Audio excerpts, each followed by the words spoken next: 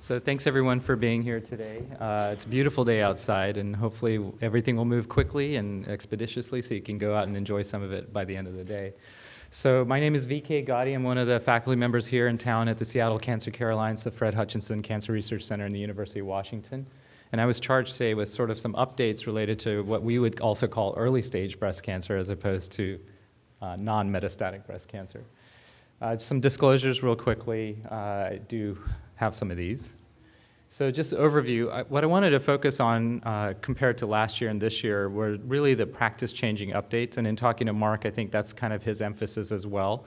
And as much data as comes out in a given year, I think really things that are truly practice-changing are unusual and rare. So I'm going to really focus on those few items that I think came out. I'm also going to go back almost one full year, so that would capture San Antonio Breast Cancer Symposium, where I thought there was one meaningful thing that happened. Roughly speaking, the HER2 positive space had some, I think, really important data.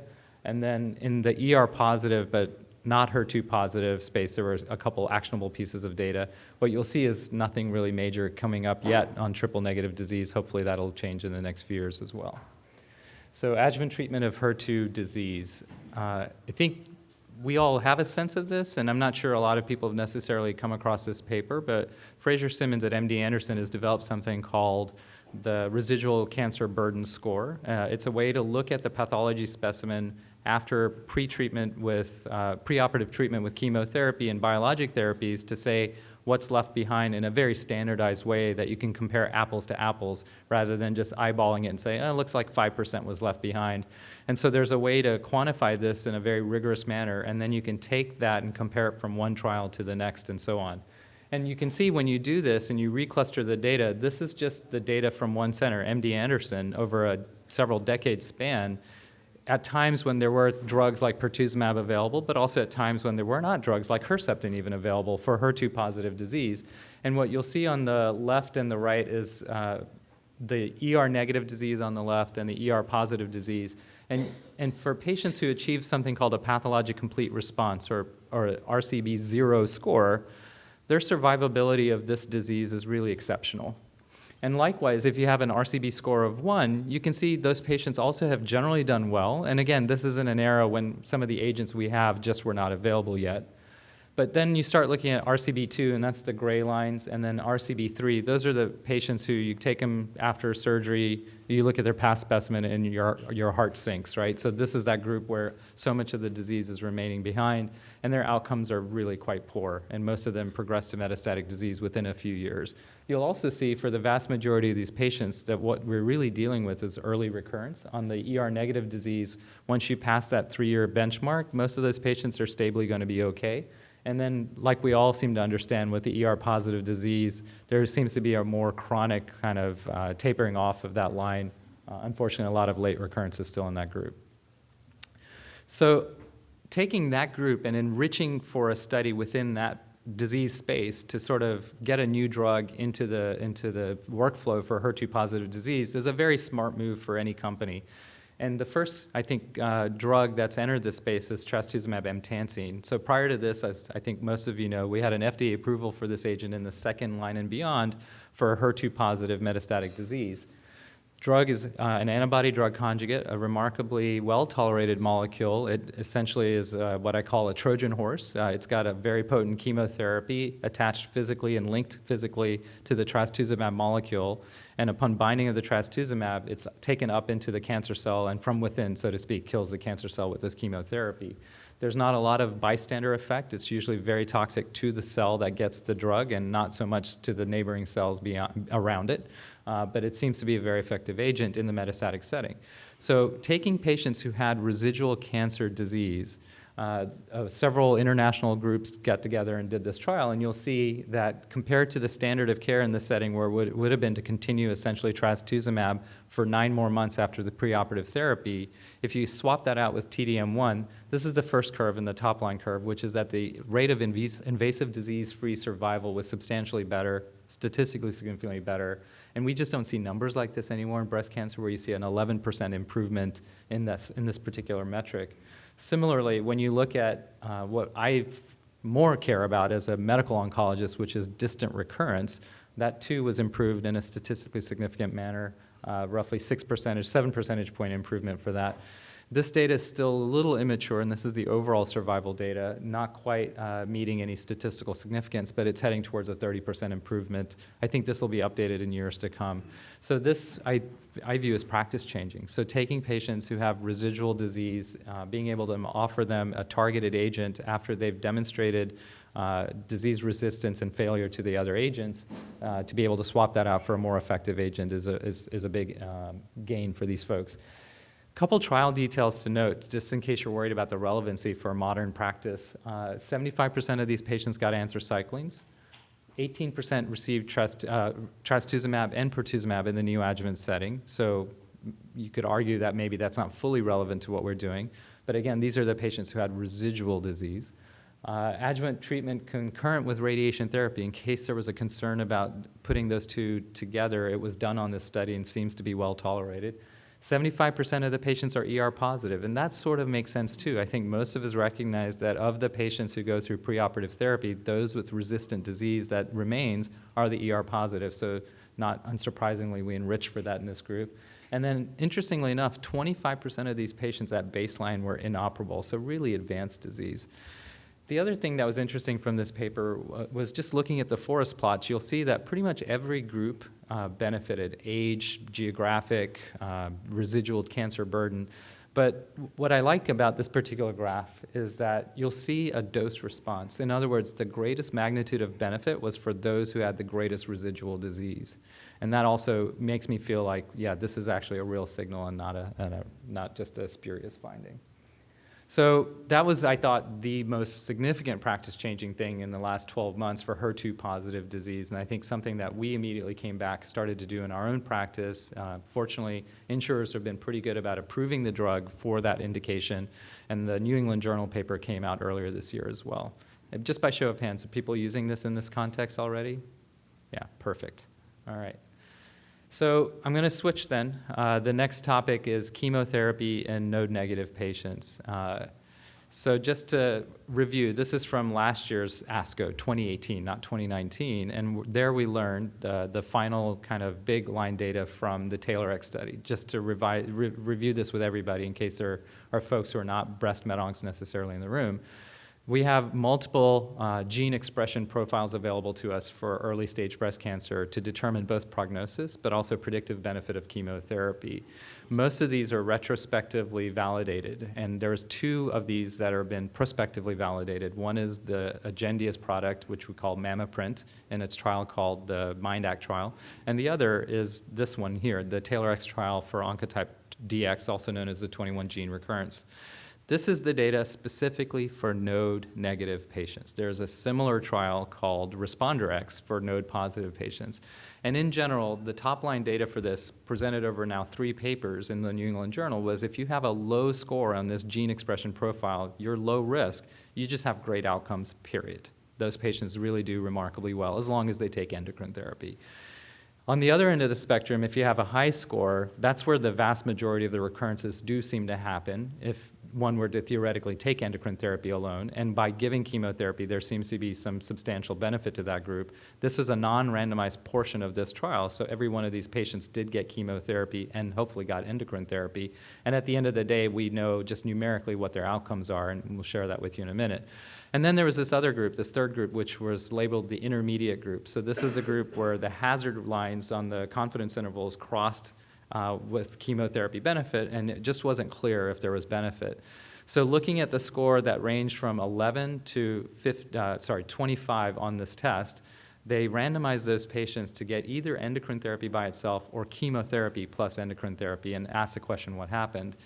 And when that was done, this is the top-line data for that intermediate group. Essentially, patients who got chemotherapy did no better than patients who got endocrine therapy alone for this intermediate group for all comers, regardless for both invasive disease-free survival, but also freedom from recurrence at a distant site. Again, the metric that I care about most as a medical oncologist. Those lines, you can't even slip a piece of paper between them. They're so close, right? So there was, however, in that trial, in the original publication, a lot of secondary analyses that took place, and one place where we saw some of this curves coming apart was in the women who are 50 years or a year or younger, or alternatively defined as premenopausal women. So there's still a glimmer of hope that the assay helps distinguish benefit for chemotherapy in this intermediate group for maybe some population. This is a massive trial with nearly 9,000 people on it, so any given subset was well represented in the study.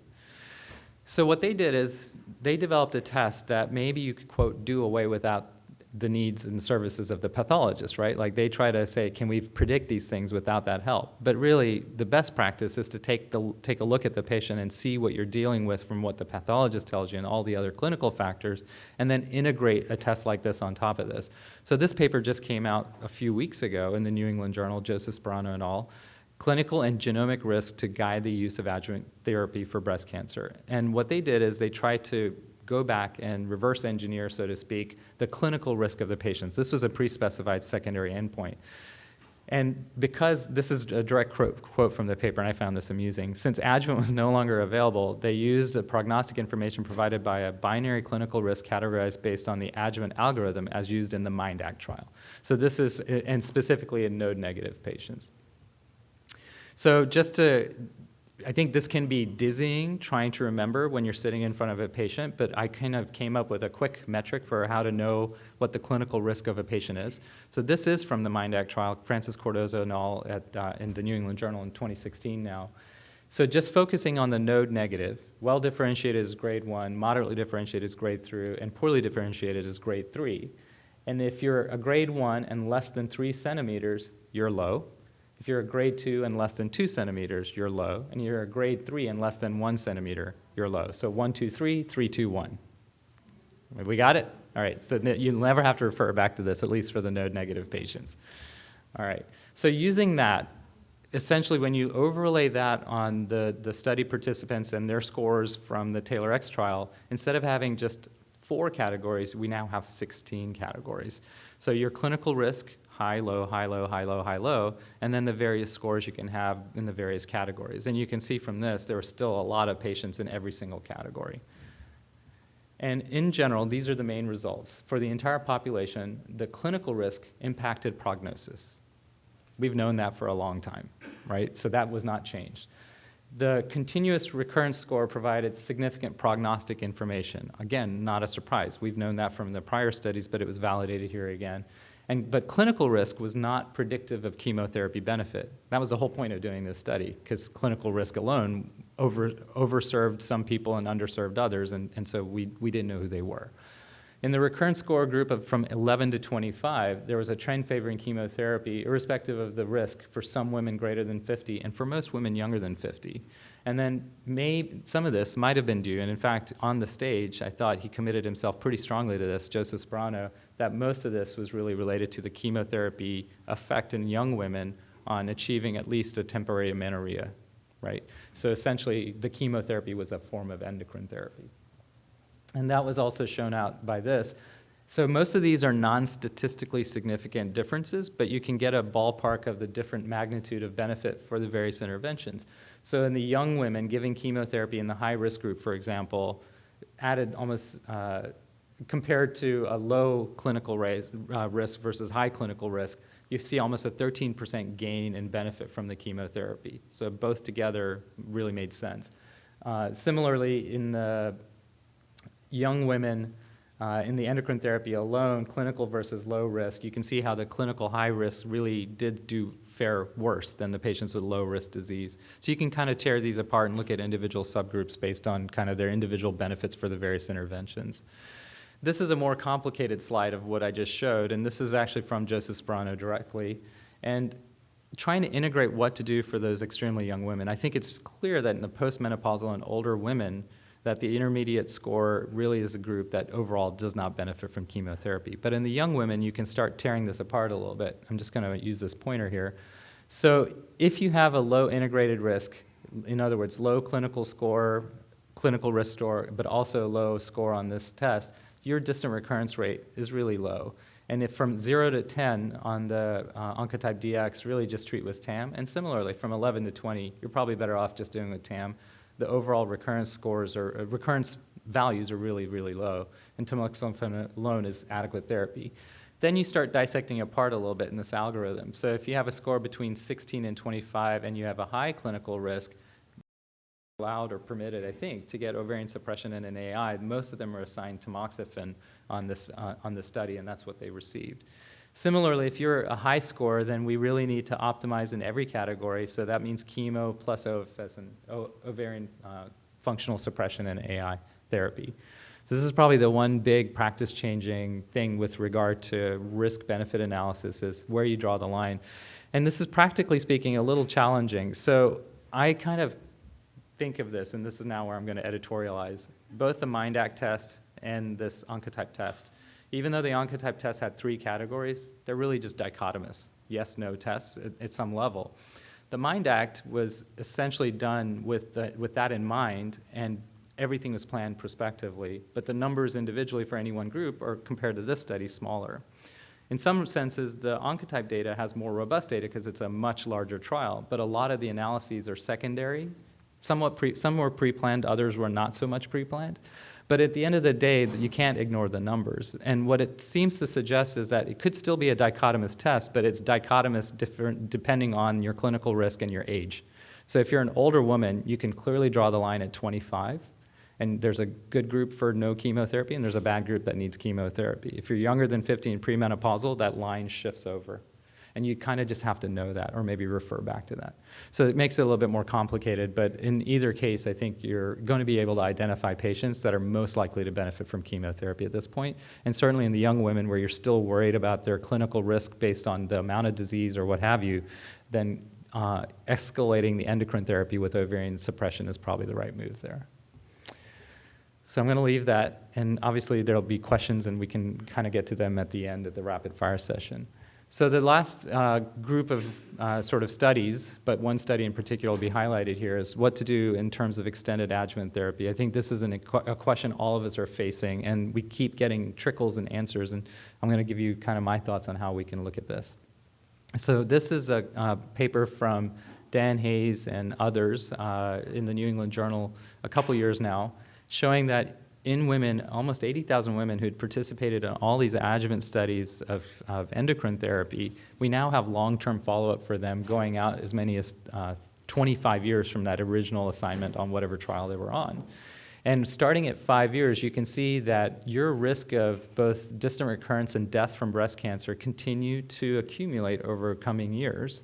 And what you start with clinically still determines how likely that bad thing is going to happen. So if you're node negative, and that's the line on the bottom, there's still substantial numbers of recurrences in these women, but certainly not as bad as what we see in women with a lot of nodes involved. So in this backdrop, you would think that maybe doing more endocrine therapy would add benefit. So we've done a number of studies, and I'm using this one from this year that was presented, the GYM4 study. This is from Italy, focusing on postmenopausal women, hormone receptor positive, who had received tamoxifen for 2 to 3 years, and then at that point were randomized to the typical 2 to 3 years more of an aromatase inhibitor, in this case letrozole, for a total of 5 years, versus a modest extension of another couple of years with letrozole. And I'll just jump to, this is a large study, 2,000 patients. These are the main results. So on the left, on your left, you have the disease-free survival for the overall intent to treat population, and then after excluding certain patients, you'll see the disease-free and overall survival. These lines are also hard to distinguish from each other. Again, you probably can't slip a piece of paper meaningfully through most of those curves. You'll see some separation at the end, but none of these were statistically significant. They all failed to meet that. So here we have yet another negative study for extension of an AI after essentially starting on an AI for at least a few years. These are all the trials that have kind of looked at this question in a variety of different ways, whether you start on tamoxifen first or extend into letrozole. The first study is actually MA17. That was a trial where everyone had 5 years of tamoxifen, randomized to 5 more years of letrozole, and then an optional extra randomization to another 5 years. So when you get to the end of that where it says 10, it's actually 15 years of endocrine therapy. So these are all the different study designs with randomizations to TAM followed by anastrozole, letrozole, et cetera. Lots of different ways to do this. But at the bottom line is almost all of these studies fail to show statistically significant benefits for disease-free survival, and there were some benefits for things like secondary breast cancers, additional breast cancer events. So the first study did add a DFS benefit, and there was some breast cancer recurrence benefit as well. But you'll see, like for example, the GYM study that was just presented, no, no, no. So most of these have not been super compelling. Interestingly enough, a lot of these patients had node-positive disease, so they have, in essence, enriched for that group that we all suspect and fear could have the recurrences, but the overall studies didn't show this. So what's happened since then is kind of a take on this data showing that in this setting that there's not a whole lot of DFS benefit. Maybe there's a group we can still focus on, and sort of as an expert group, the EBCTG meta-analysis looking at all these trials with almost 25,000 patients was presented in San Antonio this year as well, and showed a 24% reduction in any recurrence and a 15% reduction at distant recurrence, non-significant reduction in breast cancer mortality. So if you're still fearful and worried about it, perhaps targeting this intervention at your node-positive patients still has some value, and maybe even if those individual trials didn't show that, perhaps in this meta-analysis we feel more confident offering that. In general, this is safe. Most of the studies have not shown an accumulation of harmful events for that extension.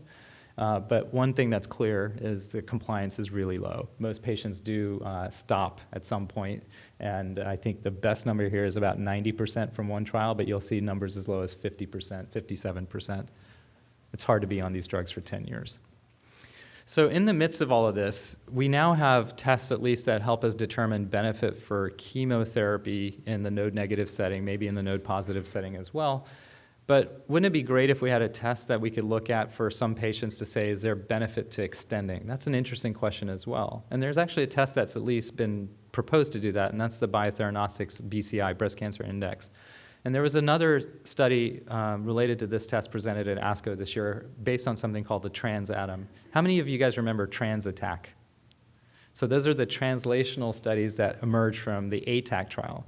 So that same group also executed the ATOM study, which is an extension of 5 years of tamoxifen on top of an initial 5 years, and they did a translational study based on that called the Trans-aTTom study. That's where that comes from. And in general, the BCI score tells you two things. You can get, first of all, an overall prognosis. What's the likelihood of a recurrence event after 5 years of being on tamoxifen? But it also gives you a predictive benefit score. In other words, what's the probability that you'll actually benefit from that extension? And in essence, you get 4 categories. You get low-low, you get low-high, meaning low risk of recurrence, but there's still benefit from endocrine therapy, maybe not statistical. Then you get high risk, high benefit, and that's the group if you're in, maybe that's the group you want to do this type of extension. And then there's an unfortunate group called high-low. These are patients at high risk for recurrence, but there doesn't seem to be a demonstrable benefit from extending with endocrine therapy. So they took that test and applied it to the ATOM data. And in this group, what they focused on in this study that was presented at ASCO this year was the node positive. And there were 583 node positive patients from whom they could pull these blocks and do the BCI score on.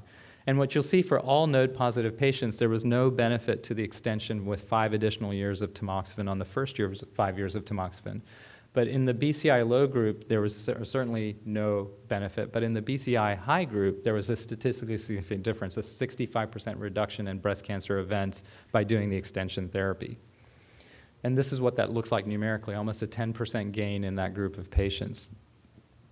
So the implications here are the follows. So based on MA17, where patients got 5 years of tamoxifen, you could extend to 5 more years of anastrozole, and this test could perhaps tell you who's going to benefit from that intervention. And then from the Trans-aTTom trial, if you're on 5 years of tamoxifen and you do this test and you get a high score, in theory, maybe you benefit from 5 more years of tamoxifen. So this could be incorporated into practice. Now, what's missing, of course, is we don't know what happens yet with a score like this for patients who've started 5 years of an aromatase inhibitor to extend for an additional 5 years with an aromatase inhibitor. And I'm hopeful that we'll see that kind of data in the near future. So just kind of stepping back, we talk about precision medicine all the time in metastatic disease, and for most people, they think of that as having a precise molecule that inhibits a precise enzyme or what have you in the metastatic setting. But precision medicine, more broadly, is not just the right medicine against the right target, but it's the right intervention in the right patient. And when you look at what we've been doing, one could argue a lot of these patients in the past were getting chemotherapy, and it turns out most of that benefit is on the left side of that chart. And on the right side, we have clinical trial data now showing that a lot of the common things we do, like chemotherapy, can be spared in certain contexts, provided we have good molecular diagnostic tests that we can apply to these patients so we can identify the patients most likely to benefit. I'll leave you with that thought. Thank you.